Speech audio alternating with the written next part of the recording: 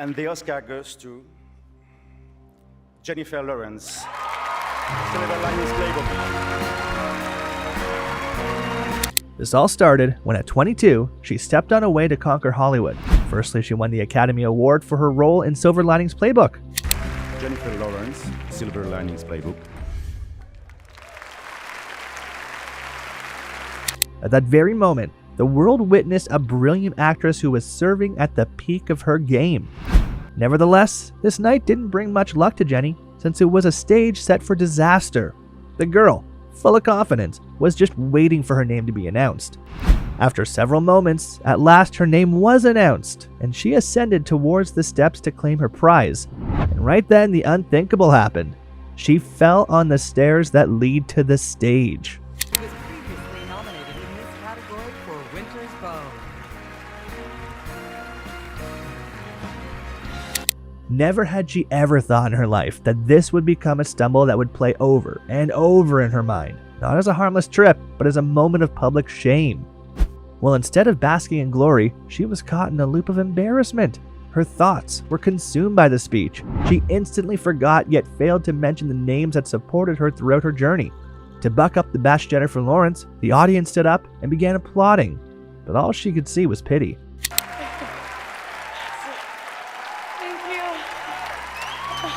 To cover up her blooper, she said, half jokingly, half drowning in her own discomfort, "You guys are just standing up because you feel bad that I fell. That's really embarrassing." Tripping at such a gigantic event was a thing that neither Jennifer nor the public could forgive. You guys are just standing up because you feel bad that I fell, and that's really embarrassing, but thank you. This is nuts. Hence, to make matters worse, critics supposed the fall to be a scripted stunt to gain the audience's attention. Moreover, being a fault finder, Anderson Cooper even claimed that she faked it. He should have used his common sense to say that, being such a great actor with a huge fandom, why would Jennifer fake such an embarrassing thing? Everybody knew that this wasn't a crafted moment. It was real, raw, and painfully human. Also because, I'm sorry, but Anderson Cooper, I saw him on CNN like 3 days later saying, like, well, she'd obviously faked the fall. And it was so devastating because it was this horrific humiliation to me that like took away, like, I don't know if I'll ever have a chance to give a speech like that again. Like that didn't, okay. I was ready. I was very nervous and also very superstitious. I didn't want to acknowledge the possibility that I would win. I didn't want to write down a speech. So I had everything in my head and very, very nervous, and I was ready. And then, I finally start, it's like all of the adrenaline, clears it out. I'm tense, having a good time. They call my name and I'm, elated and in shock. I kind of, you kind of black out. Like I actually don't remember what that moment felt like when they said my name. And then I fell. And apart from this, the thing that triggered her in a world obsessed with perfection, her clumsiness became a strange kind of endearment. She stumbled in front of the world, and instead of mockery, she received praise for her authenticity. "What do you mean? What happened? Look at my dress," she bantered, trying to make light of the situation. Yet beneath the humor, there was an undeniable anger, and a bad word beginning with F ran through her mind as she hit the ground. Fall on the way up to the stage. Was that on purpose? Absolutely. Was it a fall? What happened? What do you mean what happened? Look at my dress. I tried to walk upstairs in this dress. That's what happened. What went through my mind when I fell down? A bad word that I can't say that starts with F. Yes, you look so great today, great dress. What was the process of getting ready? How many people This wasn't the end though. A year later, she did it again, tripping on a traffic cone at the same event. Hey, hold the sign up, the sign. Another fall, another wave of criticism, and another reminder that maybe, just maybe, the world found her messiness more relatable than her success. Many people considered that she wasn't a polished star in the making with a flawless appearance. However, many said that she was a real person, prone to mistakes which are unguarded and unfiltered. It was like she couldn't help herself, couldn't stop the awkwardness from spilling over, and in a twisted way, it made her even more beloved. But fame isn't all applause and admiration. Behind the scenes, it's a ruthless beast that devastates privacy and peace of mind. With this, her hatred for social media began to boil, since it started to magnify every misstep, every middle finger, and every curse word made by Jennifer caught on camera.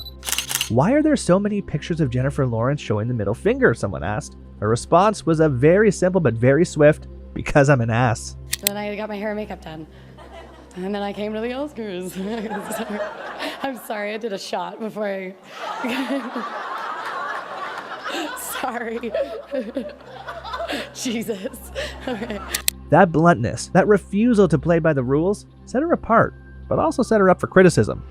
Jennifer Lawrence didn't come from Hollywood royalty. She wasn't born into the industry with a silver spoon in her mouth, neither was she a nepo baby.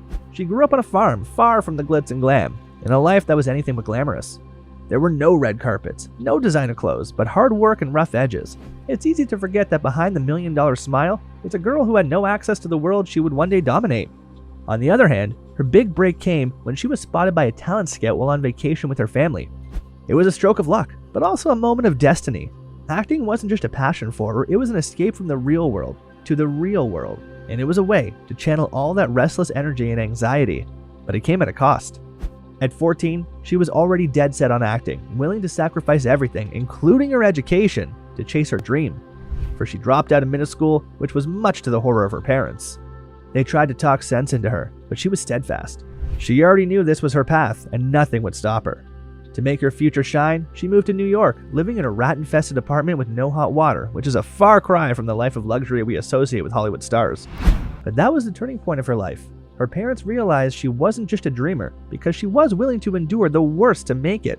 Soon after that, she landed her first big role in X-Men First Class, playing Mystique, a character hidden under layers of blue makeup, almost unrecognizable.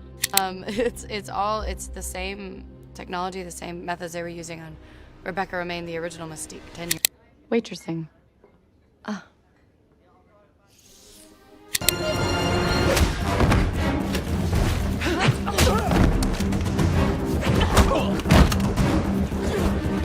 It was the start of her exemplary journey, but it wasn't enough. Then came the Hunger Games, and everything changed. It's your first year, Prim. Your name's only been in there once. They're not gonna pick you.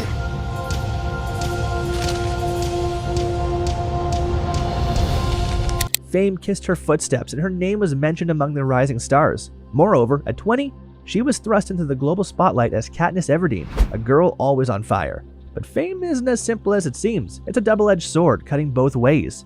On the one hand, she was at the peak of success. On the other, she was drowning in the pressures of stardom. The public loved her, but they also scanned her every move, every word. Is it happening too fast, they asked? Maybe it was. She hadn't had time to adjust, to polish her rough edges, or learn the game of Hollywood. And so, she stayed herself, blunt, awkward, unfiltered, which made her more popular among the authentic people who hate double-faced celebs. But the world wasn't always kind. In an industry that thrives on perfection, Jennifer's refusal to adapt the fake glamorous environment made her a target. She was criticized for everything, which included her weight, her words, and her lack of decorum. Some called it a PR stunt, but it wasn't. It was the real her, an actor without a mask. I don't really have the ability to be different, she admitted. And that was the truth. In a world of forged smiles and scripted lines, she stood out like a sore thumb, refusing to play along. Yet with fame comes a heavy burden. The constant pressure, the never-ending and unwanted attention, the loneliness, and it all takes a toll. She believed that celebrities often live in a bubble, surrounded by yes-men and opportunists. It's hard to know who's real and who's just there for the ride, and in that bubble, it's easy to lose yourself. I get lonely a lot, she confessed. She is surrounded by people, yet isolated by the very thing that made her famous.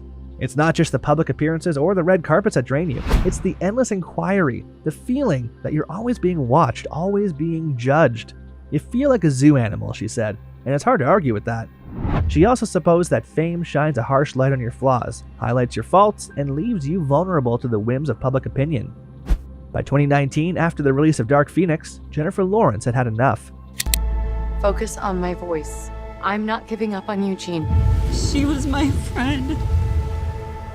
You're my family, Jean. Stop, no matter what. Stop. She stepped back, took a break from the chaos, and tried to reclaim her normal real life.